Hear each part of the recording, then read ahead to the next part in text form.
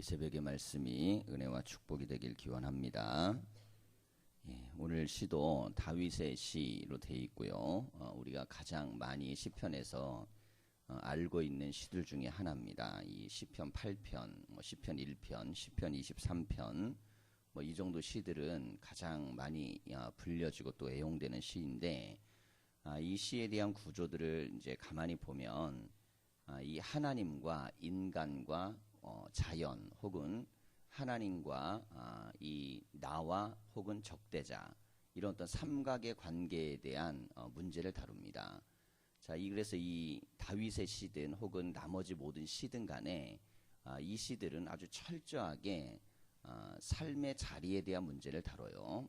시라는 것이 이제 쓰고자 하는 사람들의 문학적 정신에 따라 다 다르게 나타납니다. 어떤 사람은 자연만 열심히 쓰는 사람도 있고, 어떤 사람은 자기 마음만 열심히 또 밝히는 사람이 있고, 이렇게 이제 시가 흘러가는 방향이 틀린데, 이 시편에 나와 있는 시들은 철저하게 하나님과 나, 그리고 나와 또 세 번째 이게 자연이 되든 적대자가 되든 혹은 아니면 백성이 되든 이런 삼각에 대한 사회 현상을 다루는 겁니다. 그래서 우리가 인생을 살아갈 때 어떤 인생을 살아야 되는가에 대한 답을 실어주는 것인데, 오늘은 우리가 이 23편을 통해서 하나님과 나와 적대자와의 관계를 이제 보면서 인생을 그리는 거예요. 자, 먼저 1절을 보면 여호와는 나의 목자시니 내게 부족함이 없으리로다. 그가 나를 푸른 풀밭에 누이시며 쉴만한 물가로 인도하시는도다. 내 영혼을 소생시키시고 자기 이름을 위하여 의의 길로 인도하시는도다 그랬습니다. 사실은 2절 3절이 위로 올라오고 결론적으로 나에게 부족함이 없다 이렇게 되는 것이 이제 문장으로서의 완성도가 높죠. 근데 시라는 것은 보통 하다 보면 중요한 거를 자리를 옮겨서 도치법을 쓰니까 여호와가 나의 목자이셔서 부족함이 없다는 거를 1절에 두고 나머지 이제 부연의 설명을 2, 3절에 줬어요. 자, 그래서 목자이기 때문에 부족함이 없다는 거예요. 이게 목자와 부족함과의 관계를 갖다가 이야기를 한 것인데, 하나님과 나와의 관계는 목자와 양의 관계고, 이 목자와 양의 관계는 부족함이 없는 상태를 이제 말한다는 겁니다. 자, 그럼 부족함이 없는 상태가 되려면 몇 가지를 갖다 채워주셔야 돼요. 양에게는. 자, 양에게 부족함이 없으려면 첫째는 풀이 많아야 됩니다. 그래야만 이 부족함이 없겠죠. 양은 먹어야 사니까. 그리고 반드시 물이 있어야 됩니다. 근데 이 푸른 풀밭과 쉴만한 물가는 중요한 그런 어떤 장치를 가지고 있어야 돼요. 푸른 풀밭이라는 것은 풀이 너무 많아갖고 푸르른 풀밭이거든요. 먹어도 부족함이 없는 풀밭이 바로 푸른 풀밭입니다. 자, 그리고 쉴만한 물가는 뭐냐면, 이 초식동물에게 가장 무서운 데가 어디냐면 사실 물가예요. 물가에는 항상 야수가 기다리고 있기 때문에 여기는 쉴만한 물가가 아니라 공포스러운 물가입니다. 물을 먹으면서 대부분의 초식동물들은 이 육식동물들에게 잡아먹힙니다. 물가는 생명을 유지하기도 하지만 가장 위험하고 죽음의 공포가 있는 곳이 이 물가인데, 여호와가 나의 목자가 되시니까 야수가 나를 공격할 수 없겠죠. 그러니까 풀이 공급되고 물이 공급된다라는 이 두 가지만 공급되면 이 양은 살 수 있습니다. 나머지 양이 그렇게 많이 필요한 건 없잖아요. 자, 그래서 우리 인생이라는 것이 그런 겁니다. 인생을 양에다 비유한 이유는 뭐냐면, 우리 인간들은 필요한 게 굉장히 많아요. 너무너무 많아가지고 이게 부족함이라는 걸 굉장히 많이 느낍니다. 자, 그런데 양을 생각해 보면 양은요, 먹는 거하고 마시는 것만 해결되면 그걸로 만족감을 느낀다는 거죠. 우리 인생이 하나님이 먹여주시고 마시게만 해주면 그걸로 만족감을 느낄 수 있는 고백을 지금 다윗이 갖는 겁니다.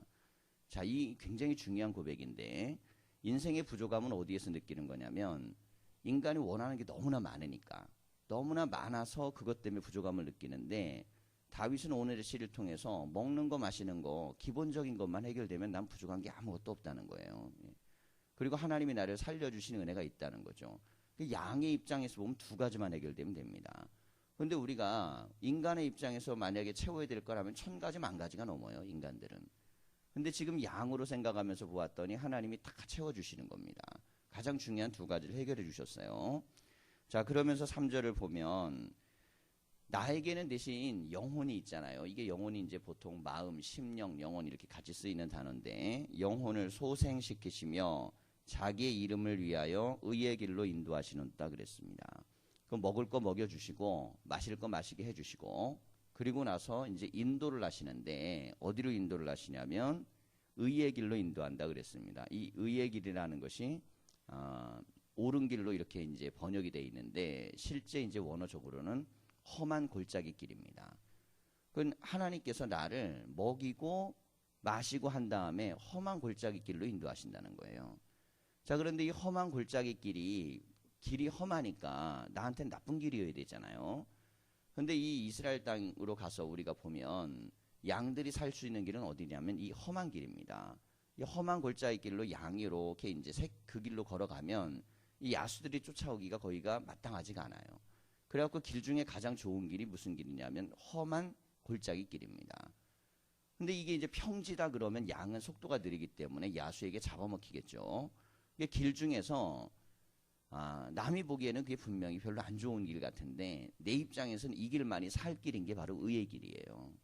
근데 하나님께서 그렇게 나를 의의 길로 인도하신다는 겁니다. 눈으로 보는 거는 고단한 길이지만 실제로는 내가 유일하게 살 수 있는 길. 그래서 이게 하나님이 의롭게 나를 위하여 만드신 길이 바로 의의 길입니다. 자, 인생에 대한 해석을 이 다윗이 아주 중요하게 했어요. 자기가 살아온 고난과 역경과 어려움을 무엇이라고 표현했냐면 그건 좋은 길이었다는 거예요. 의의 길. 하나님이 올바른 판단을 하셨다는 겁니다. 그래서 그 길 때문에 내가 살았다는 거예요. 그 길 때문에 역경이 있고 고난이 있고 막 괴롭고 힘들었는데 그걸 원망하거나 불평한 게 아니고 그 길 때문에 나는 내 인생의 구원을 받고 내 영혼이 소생을 했다는 거죠. 자, 그러면서 4절을 보면 내가 사망의 음침한 골짜기를 다닐지라도 이 사망의 음침한 골짜기가 의의 길을 넘어가다 보면 나오는 아주 음습하고 두려움이 있고 이제 언제 야수가 나타날지 모르는 그런 두려운 골짜기입니다. 자, 그런데 이런 곳에 가면 항상 초식 동물들은 긴장할 수밖에 없어요. 그래서 이 아주 감각적으로 자기 주변을 살피게 되고 그리고 생명을 보존하기 위해 긴장감을 갖게 되는데, 그런데 다윗은 이 양을 비유로 이제 자기를 설명하는 거니까 그런 것 속에서도 해를 두려워하지 않았다는 겁니다. 자, 가만히 봤더니 양들은 목자만 있으면 어디를 가든 두려워하지 않더라는 거예요. 근데 목자가 없을 때하고 있을 때 차이가 뭐냐면 없을 때는 어느 곳에 가든 긴장을 늦추지 못하는데 있을 때는 어떤 위험이 있어도 그 위험 속에 두려움이 없어지더라는 겁니다. 그래서 하나님이 나와 함께 하시면 장소가 어디가 되든 상황이 어떻게 되든 그것은 두려운 것이 아니라 하나님이 도우시는 것이 된다는 거죠. 해를 두려워하지 않을 것은 주께서 나와 함께 하심이라. 주의 지팡이와 막대기가 나를 안위하시나이다 그랬습니다. 이 지팡이는 앞으로 인도하는 거고 막대기는 이 양이 좀 잘못된 길로 갈 때 툭툭 쳐가지고 자리를 잡는 역할. 그래서 하나는 길을 인도하는 거고 하나는 채찍을 때리는 겁니다. 자, 이 두 가지를 통해서 내가 살 길을 갈 수 있도록 도우신다는 거죠. 근데 이 지팡이와 막대기의 내용이 뭐냐면 바로 이게 하나님의 말씀입니다. 하나님은 말씀으로 나에게 길을 제시하고 때로는 막대기가 돼서 나를 때린다는 거예요. 그러니까 제대로 갈 때는 지팡이가 역할하면 되고 잘못 갈 때는 막대기가 역할을 하면 됩니다. 이 은혜란 두 가지로 나타나요. 하나는 내가 편안하고 쉽게 기쁘게 받을 수 있는 이 지팡이 같은 은혜가 있어요. 듣고 나눌 때는 뭐 나에게 다 기쁨이 되고 은혜가 되고 즐거움이 되고 다 되는 말씀이 있고, 어떤 말씀들은 이게 아프고 힘들고 괴롭고 그리고 이것들이 나에게 채찍이 되는 말씀이 있습니다. 듣기는 싫은데 문제는 사람은 들으면 내가 싫은 말씀일수록 더 곱씹게 되고 그것 때문에 반응을 하게 됩니다. 그래가지고 어느 길로 갈 건가를 결정해야 돼요. 그래서 이 지팡이로 인도하는 말씀은 내가 원하는 대로 그대로 가는 거라 문제없이 가는데, 막대기의 말씀은 둘 중에 하나를 선택하는 겁니다. 막대기 맞고 제대로 갈 건지 아니면 막대기 맞고 내가 원하는 대로 그냥 삐뚤게 갈 건지, 이 두 가지의 길을 하나님께서 나에게 주셨다는 거예요. 근데 이 두 가지 길이 나에게 무엇이 되냐면 안위가 된다는 겁니다. 나를 안전하게 보호해 준다는 거죠. 하나님의 말씀은 내가 양이라는 건 지멋대로 살잖아요. 자기 멋대로. 우리가 이사야 말씀에서도 보면 자기가 원하는 대로 자기 멋대로 양은 간다는 겁니다. 근데 여호와께서 우리 무리의 죄악을 예수님에게 담당시키다 그러셨거든요. 사람들은 제멋대로 가서 나 때문에 예수님이 그 죄짐을 짊어지시는 거예요. 그거에 대한 대가를 받는 거죠. 자, 양이 제멋대로 가게 되면 어디로 가겠어요? 뭐 절벽으로 갈 수도 있고 야수가 있는 곳으로 갈 수도 있습니다. 그런데 목자는 양을 구원하기 위해서 이 양은 살리고 자기는 절벽에 떨어질 수도 있고, 그리고 양을 살리다가 야수에게 잡혀먹힐 수도 있습니다. 자, 이게 이사야에 나와 있는 양은 제멋대로 가는데 이 목자에게 모든 것이 죄짐이 담당시켜졌다는 건 무슨 얘기냐면 양은 살리고 목자는 죽는다는 뜻입니다.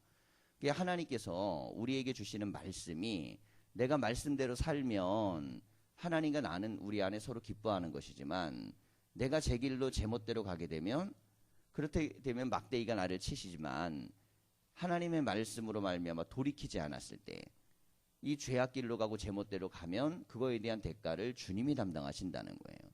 자, 그러니 이걸 깨닫게 되는 양으로는 굉장히 고통스럽고 힘든 일이겠죠.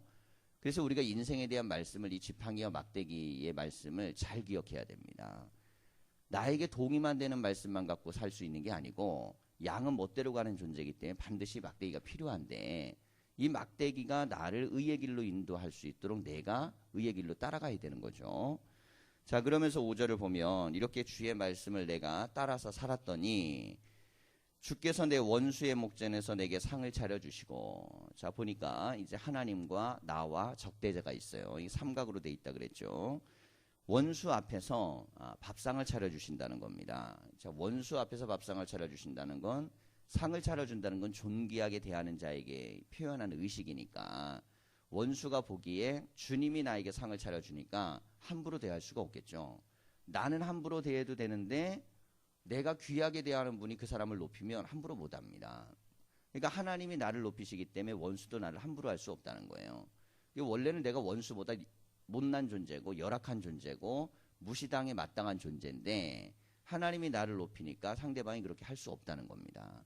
자, 그러시면서 기름을 내 머리에 부으셨으니 내 잔이 넘치나이다 그랬습니다.